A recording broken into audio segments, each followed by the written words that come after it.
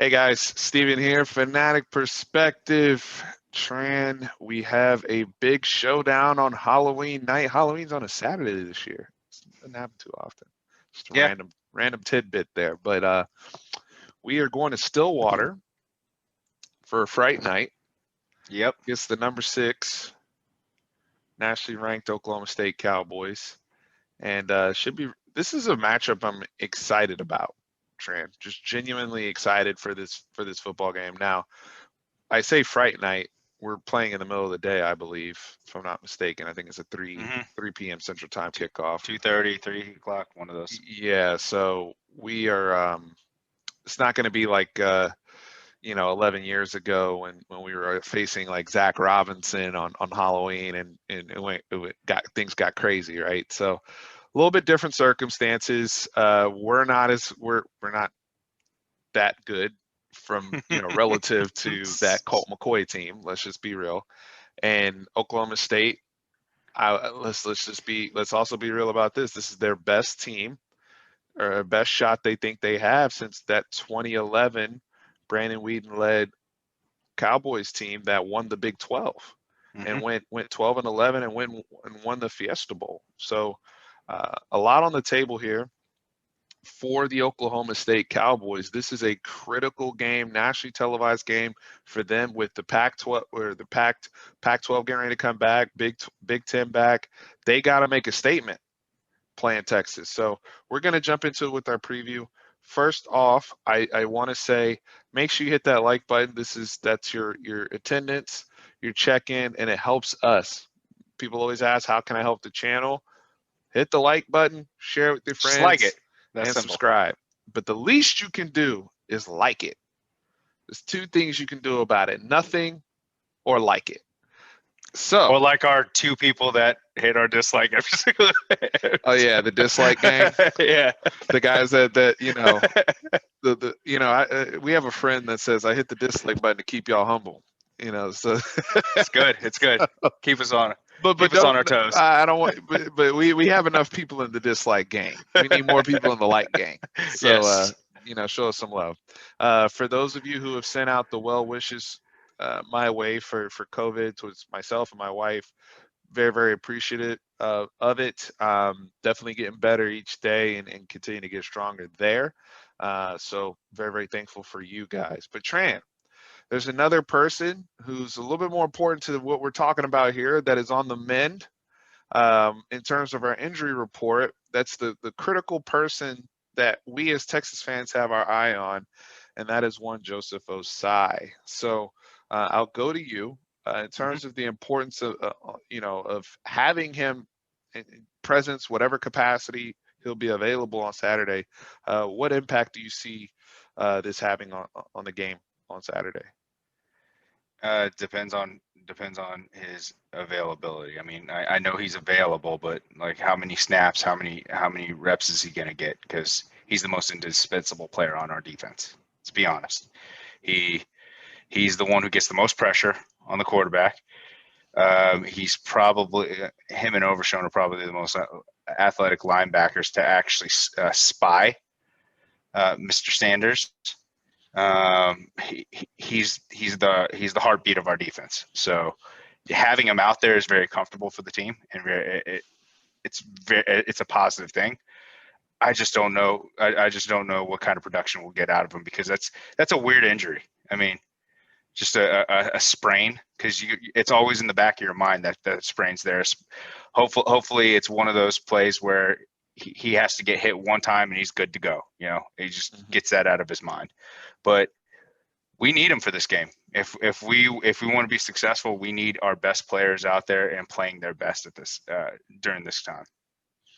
So the drop off, I think even that short period of time when he went out, a lot of the third quarter, a bulk of the fourth quarter until he came back in the Baylor game, there's a drop off there, right? Because, in no disrespect to Jet Bush, and we haven't seen very much of Prince Storba, if much at all, but that drop off there at that particular position, and now Byron Vaughn's entering the transfer portal, and other guys we haven't seen too much of. It's been mostly Jet Bush when they rotate him in, and They'll walk a couple other guys down to try to get some pressure and navigate that.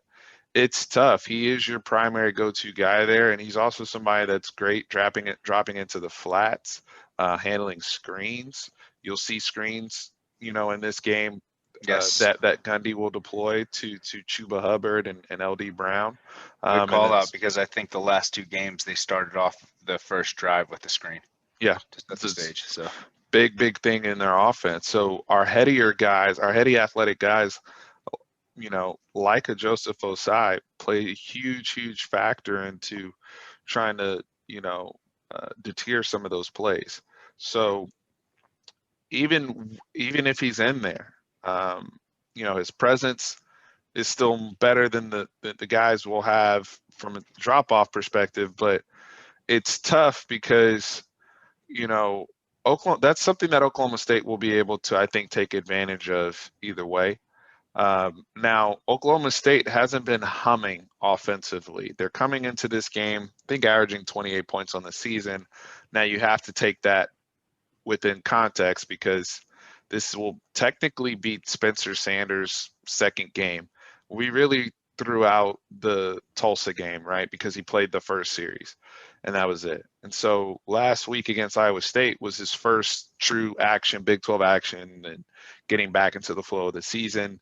They had the postponed game that wasn't even played with Baylor, and then the other two were Kansas and West Virginia that were the Shane Illingsworth games.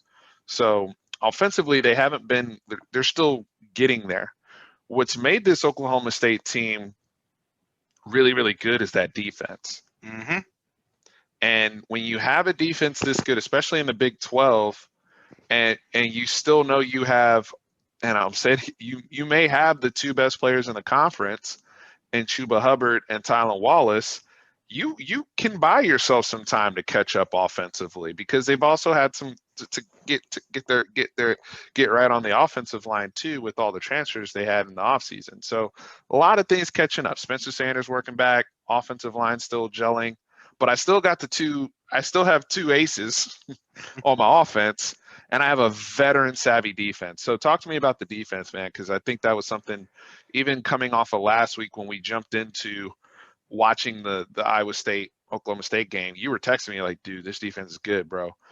We're gonna have our hands full. So talk to me about that.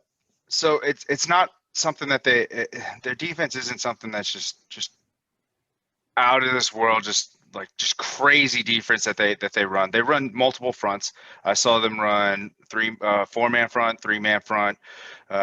Usually, from what I saw when they were running a 4-man front, they most of the time brought 5 from either the linebacker or cornerback position. So if I'm the defense coordinator of Oklahoma State, I'm bringing it definitely from the right hand side on our side for us. But they tackle well in space. The corners press a lot of the times, which are very physical, and I think that will affect our receivers a lot. We've struggled with that mightily this year, our outside guys.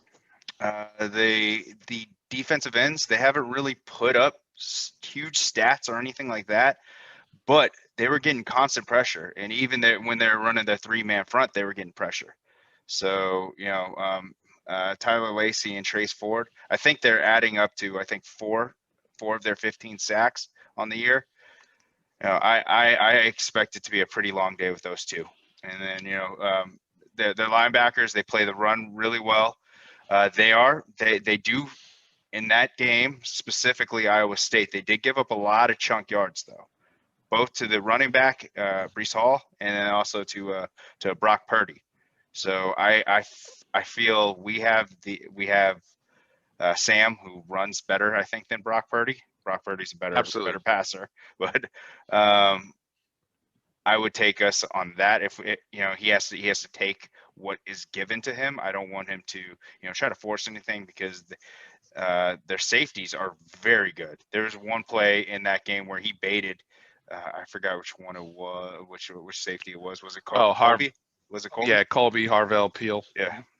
He baited Brock Purdy to throw the deep post, and he picked it off. So if he could do that to Brock Purdy, who's a natural passer, you know, with Sam's recent accuracy issues, you know, it could be a long day if we start forcing things like that. So you kind of started going into the counter, right? Because I know Texas fans watching this video are like, wow, these guys, sound really good, and their numbers speak for themselves in terms of points per game allowed and what they've shown thus far this season, which is why they've propelled to the number 6 ranking. How do we counter this if we're Texas? Honestly, I think you have to, with considering what we've seen from our outside receivers, considering what we've seen from the quarterback struggling with accuracy at this moment in time. We don't know why. Some people in the last video wanted to say he's dealing with some injury stuff. We've talked about on this channel chemistry with the, receivers, and then some of it is he's just flat out missing not just throws, but also missing reads. It's there on film. However, do you just as a coaching staff, and maybe Tom Herman's already gotten there and why we had the play calling conversation on the last video when we did our good, bad, ugly for Baylor, do you just go full blown 2018 bam, bam, Sam from jump and just say, you know what? We're just going to be physical. We're going to do a lot of quarterback run game. We're going to try our best to get the running backs going because Iowa State was able to get Breece Hall going last week. And as good as Malcolm Rodriguez is and Amen and all those guys, maybe we can wear on them. They're not super big, they're smaller, scrappy, physical guys. So is the move to kind of go down that route. Now, last year when we beat them, because we were both at that game when they came to Austin, Sam threw the ball pretty well. He was, I think, 20 of 28, had 4 touchdown passes, but Devin Duvernay was a huge part of that. Yes. Of his success. Remember, Devin caught the corner out touchdown on the end zone where we were sitting. So, yep. I don't see Sam throwing the ball the way I don't think he has the trust yet that he had in Devin Duvernay, which is understandable. I mean, Devin Duvernay caught anything that you threw. It was in his vicinity. Yeah. But there's matchups that are there. Jared Wiley on their linebackers, he towers over them. If they're going to try to get physical with them, like you said, they're the scrappy guys. It's going to draw penalties. Malcolm Epps. You could flex out your tight ends. But will we do it? And not only that, will we give Sam the time to get that off too? Because that's one thing that you missed out on. We're like, he missed some. He doesn't have the communication offensive issues, line. But offensive line has to give him some time to actually go through not one but two reads for him. I'm curious, and if not, though, that's when it goes to Bam Bam Sam. and I'm curious though, because even last year we had 43 runs to 28 throws. We really now, granted, that was actually one of Keontae Ingram's best games last year as well. Keontae Ingram was unbelievable. I thought he was actually the best player in the Oklahoma State game last year, but his confidence is, low right now. He's not where he was in that game mentally. Sam isn't throwing the ball as well as he was, now. I still think you go back to that game plan though, because Sam, had 10 carries for 70 yards against them, threw the ball well, but I think you lead with your run game. Yes, I agree. In this situation, also trying to control tempo, because where we thought this offense would be with the up tempo and really trying to throw the ball around a little bit, we're just not there. And I think that could lead us down a dangerous path of having a bunch of 3 and outs. You allow Oklahoma State's defense to get their confidence. And eventually, if you give this Oklahoma State offense enough runs and whatnot, they'll get going. They have weapons all over the place. We have to try to avoid that and kind of get up, I feel like, and control the way we started. I'll give you the way we started the Texas Tech game earlier this year. A lot of people were upset how We weren't really getting chunk plays, but we were kind of rolling downfield. If you remember, like the first two drives we rolled down, we got like a 15 play touchdown. Second drive we rolled down, we got a field goal, but it was like another 12, 13, 14 plays. I think that kind of has to be the mindset for Texas So offensively, in my opinion, for this game. so I'm thinking back to 2 years ago when we were the hot team on the block and we came into Stillwater. Off a bye. How did they win the game? They won it by controlling the line of scrimmage with Justice Hill, and I think they ended up winning with a quarterback. Well, Taylor Cornelius. Yeah. Yeah. But So Mike Yursich was there. he was. Yeah. And that So was a game. That was also the game when our corners uh, couldn't play the ball.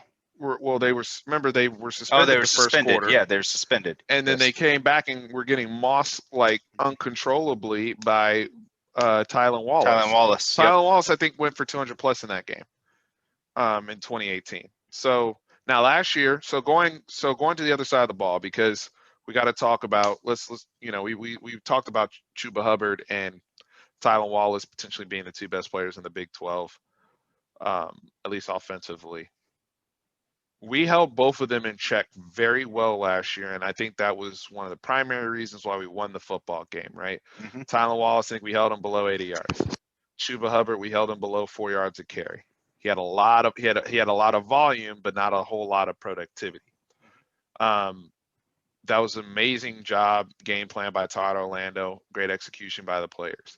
Coming into this game, our defense is on an uptick. Joseph Osai's health aside, we're tackling a lot better. We're coming off now, granted, it's Baylor's offense, but we did what we were supposed to do against that particular offense. Defense has a little bit more confidence. Our secondary's playing better. They're grading better in terms of when we go through the film and how they've covered and passing off coverages and everything. The thing here, though, is it's not a game of chess with Oklahoma State. There's nothing tricky here, right? It's Tylen Wallace. It's a bunch of 9 routes. There are going to be some comebacks. It's not going to be deep. Post 9 route comebacks. It's going to be Tylen Wallace heavy in the throw game. And how do you manage quarterback run with Spencer Sanders, and how do you contain Chuba Hubbard? That's the game plan, right? Now, we did talk about the screens in there. They are good with their screen game. And off of that, they'll try to, maybe take a shot to Braden Johnson, or, they'll work Dylan Stoner a little bit. But Johnson doesn't even have 10 catches on the year. Dylan Stoner has 11 catches for like 70 yards on the season. All of that action is to Tylen Wallace. So Josh Thompson, Deshaun Jameson, Jalen Green, I want to see how Chris Ash works with our guys, in terms of the game plan, the matchup against Spencer Sanders in that group. So, honestly, what it all starts with our big uglies up front. We have to have the same good cap control that we had. We have to carry it over.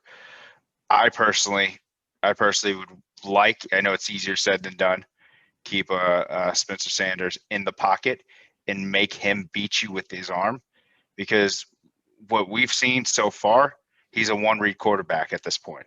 Yes. And it's to Tylen Wallace. He has a great read. He has a great read to that one guy.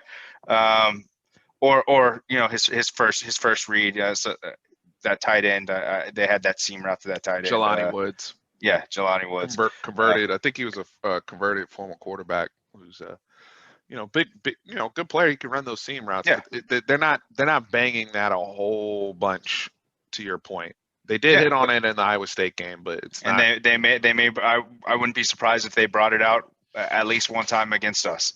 So, just keeping him in the pocket. He will try to force things. I saw him force a pretty bad back shoulder where it got picked off in the Iowa State game. So, I mean, his it's his legs that scare me, because if Duggan ran all over us, he's way more athletic than Duggan. So no offense to Duggan, but he is absolutely way I think more Max athletic. Duggan would agree with you. That's the thing. If we keep him in the pocket and make it and say, Hey, all right, young blood. If you could beat us with your arm, congrats. Tip your hat to you. That's what I would do. I agree, and I think that's a great point you made because when you think about the quarterbacks we've seen so far this year, there hasn't been like he's the most athletic guy we've seen and probably will By see. far. Yeah. And when you factor in like yeah, Charlie Brewer, there was some quarterback run game there, but he's not dynamic. He's not even running like he used to run. He can't. Max Duggan was probably the best design run, in terms of the TCU package. Spencer Rattler is very athletic, but he's not a runner, and he still was able to get 50-something yards rushing when he had to. Spencer Sanders gave us fits last year. He actually got more chunk yardage in the run game than Chuba did, and a lot of that was off the design stuff. So I think you're right on the money though. The way our defensive line is playing, and that's why we started the video with Joseph Osai, because the way the defensive line is playing on those passing downs, if his read isn't there and we're playing good coverage, he's not going to go sit there and go through progressions. He's not even going to do what Spencer Rattler ended up giving us fits with, was scrambling to throw, right? Where he breaks the pocket, but he's not necessarily trying to go and get 10 yards. He's still looking for Yeah, a he has broken his eyes play down. downfield. Yeah. He has Spencer Sanders. Once, okay, he's not there. I'm going to go get some. It's kind of what we want from Sam this particular game, to be honest with you, right? Like, go get what you can and keep the sticks moving. That's what that's where he's at as a quarterback right now. So I do think we have the personnel to counter that, get some sacks, force some bad decisions. Some of the film study that's been going on this week, Alfred Collins, a guy who's been able to get his hand on some footballs in limited time. Taquan Graham's been the star of the week. The school sent him up there for media availability. He played so well. So can Taquan Graham have another, can he put together a third really, really good game in a row for us? Keandre Coburn last year was a huge factor in us having so much success with Chuba Hubbard. He took away inside zone. They really, really struggle with inside zone. Big part of that was guys like Keandre Coburn. Can we have a repeat performance of what he did, that yeoman's effort in Stillwater? Those are your keys to victory there. Because we were able to get Montreal Estelle got an interception last year.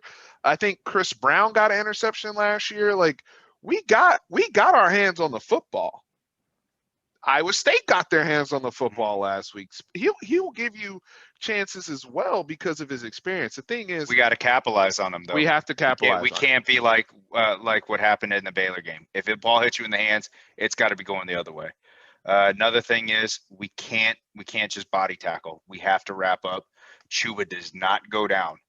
He has extraordinarily good balance from what I was seeing. So wrap him up. You may not pull him down, but let someone clean him up. So you got to play sound team defense. We have to be on our keys in screen game too. Yep. I like some of the stuff they're doing with Chuba, getting him out of the backfield. And the other thing too, we haven't mentioned LD Brown. LD Brown, who's got great speed, right? You can't take the play off. You can't have the deep sigh of relief when Chuba leaves the game. Yeah, because you got a physical back right behind him who's fast. So a lot we have from this game is like where it's the handful is the personnel, not necessarily the scheme. I would say, because I don't see anything crazy scheme wise. Like I said, it's not like somebody cerebral sitting back there dicing you up, and a offensive coordinator like a Lincoln Riley or somebody is putting together all these route combinations that are going to give your guys fits. They play straight up and down, man on man on offense, right? And they're good at it. They may not run a whole bunch of stuff, but they're good at what they do. Now, again, do not be deceived by their points per game, because the quarterback hasn't been there and the offensive line is still getting there. So as they continue to move on, I think their points per game will pick up. Now, hopefully this isn't the week they pick up against us. Hopefully we're still able to keep them at bay. But the same way that people shouldn't get deceived by our points per game, because technically I think we're still averaging like 45 points per game on For the the last season. 2 weeks. But you like, yeah, exactly. If you watched us the last 2 weeks, that and again, those numbers are also skewed because of the overtimes we've played. We've played what, five overtime? How many overtimes have we played? Five or six overtimes this year. Yeah. So like the numbers are skewed in that regard. So you can't pay a whole lot of attention to that, in my opinion. Um, but you know, this is a homecoming as well for in a way for Mike Yursich, in whatever his involvement is here. Maybe he has a couple wrinkles for Oklahoma State. I tried to throw that in there with Jay Boulware in the Oklahoma game, and that was a that was a non-factor. I thought I was like, okay, they have the former student turned cool teacher in DeMarco Murray over there replacing him as the running back coach, and that whole thing backfired on our end. So I won't speak too much about Mike Yursich making his return to Stillwater. Tran, there's a lot of pressure on Oklahoma State for this game. Like we've been talking about Texas and Tom Herman's job security and all this type of stuff, but right now, like, there's a portion of the fan base that wants us, and you've seen it in the comments. There's a portion of our own fan base that wouldn't. I'm not going to say wants us to lose. There are people that want us to lose, but there's Oh, also there's people that tons. wouldn't mind if we, like, they wouldn't be like, it's like the fake pin toss if we lose, right? Where you're just like, damn it. All right, well, one step closer to getting Urban, Yeah. but you fake the pin toss, like, but there's not an immense amount of pressure on Texas. But for Oklahoma State, like, that whole, like, oh, there's still a 8 to 10% chance of the Big 12 making the college football playoff. That's Oklahoma State. Yep. Only Oklahoma State. Only. So, Mike Gundy, are you gonna blow it? Are you gonna blow this? Like, what is the energy and the feeling? And if those of you who are Oklahoma State fans out there, I'm curious to get thoughts from their side coming into this matchup, because the other thing is, even though Texas is not ranked, this is like a showcase for them, regardless, to the committee, to those who matter. You're almost starting to get there, because there's not, them already having played Iowa State.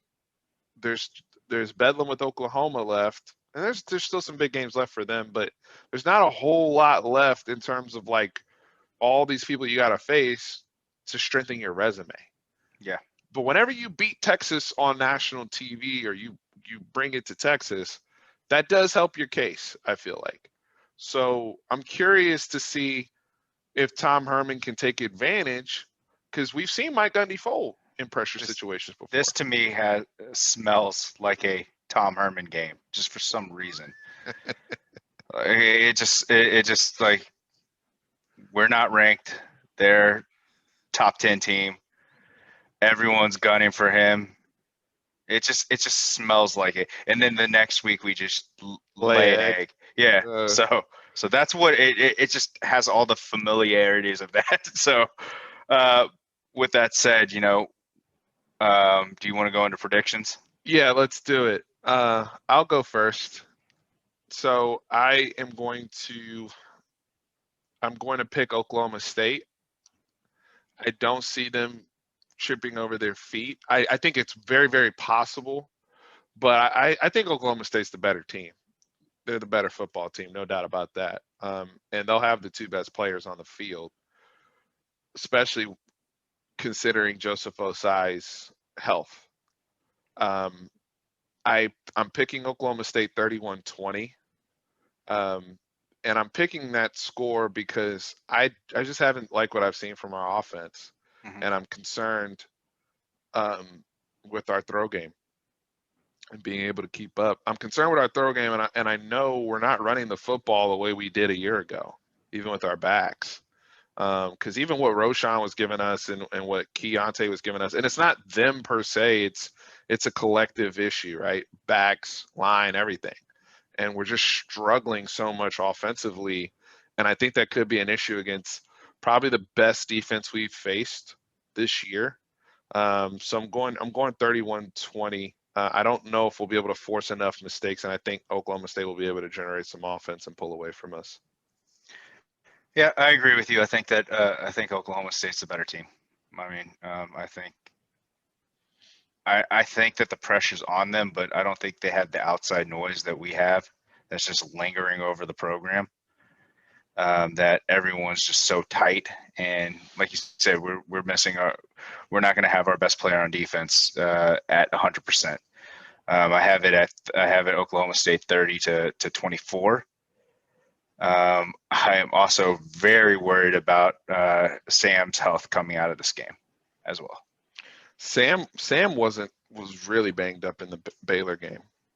I mean, eye test wise. Yeah. I don't think he's on the injury report, but I mean, the guy was limping half the time, and a lot of that was adrenaline, and that's I'm with calf you. contusion is long. Yeah, it would last longer than a week.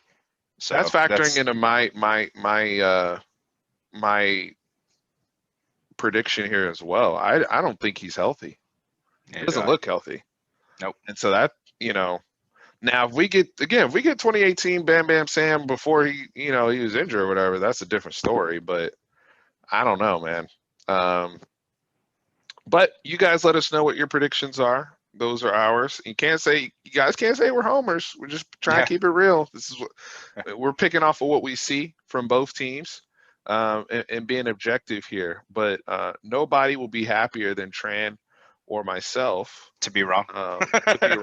Right? Because I do think the energy in terms of it's a lot there, right? It's Halloween. Tom Herman's an underdog.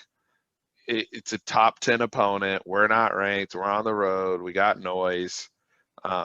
Mike Gundy has shown a propensity to blow some of these type of games. They're not a packed out stadium, so you're not dealing right. It's with not the same. Yeah, I hate their stadium and those tight sidelines. By the way, I hate it. I was still mad when Deontay Foreman. Yeah, he got injured. And no flag. Don't get me started with that. I hate their stadium, but it is what it is, and you got to go there and play football and try to whip their ass. But yeah, I mean, it's the noise. That's the last thing I wanted to touch on. Here has shifted from eyes. They kind of put that to bed. It shifted from eyes to now it's full blown Urban Meyer. Yeah, that's the noise, and so. That lingers because now people are pointing at the 2021 recruiting class, which is a disaster. And they're pointing at your recruiting. They're pointing at Urban Meyer. And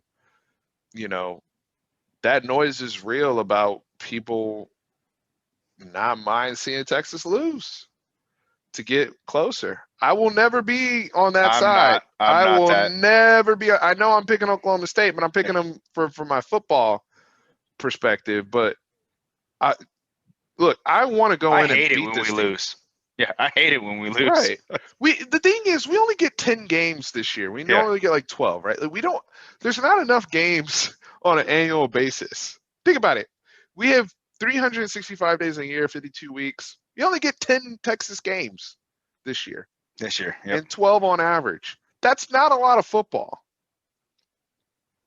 So no, it's not. It's not enough. This isn't like an 82 game NBA schedule. You know what I mean? Where we can, where there's so much season and it's like, all right, we suck. Let's just go ahead and kick the can down the road. But we can play all these young guys and all this type of stuff. No, we don't have that much football to even enjoy. From a volume perspective. So that's the noise we've been dealing with here in Austin. If anybody wants to know. Is in our own damn fan base, people rooting against the team. But just another week. Just another week, Tran. Just another day of the life of a Longhorn. Yeah. All right, you guys hit that like button. Show us some love.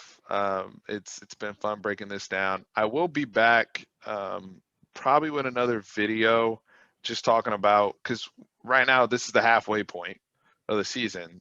And I'll probably make a quick video, just things I want to see from the Texas team second half of the season, last 5 games. I'll try to get that out before we kick off against Oklahoma State. So, Tran, thanks for jumping on as always. Always. And guys, remember, horns always up.